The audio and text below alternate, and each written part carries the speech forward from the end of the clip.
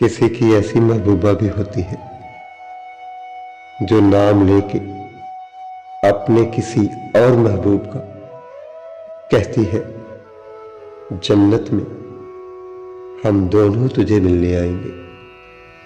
हालांकि मेरे साथ मोहब्बत के दावे भी उसके बड़े स्ट्रीम थे।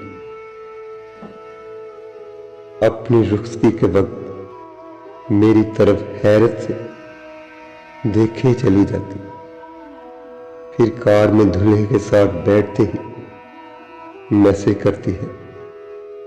मैं बड़ी खुशफहमी से मैसेज सुनता हूं तो आवाज आती है, मेरे अम्मी अब्बू का ख्याल रखना।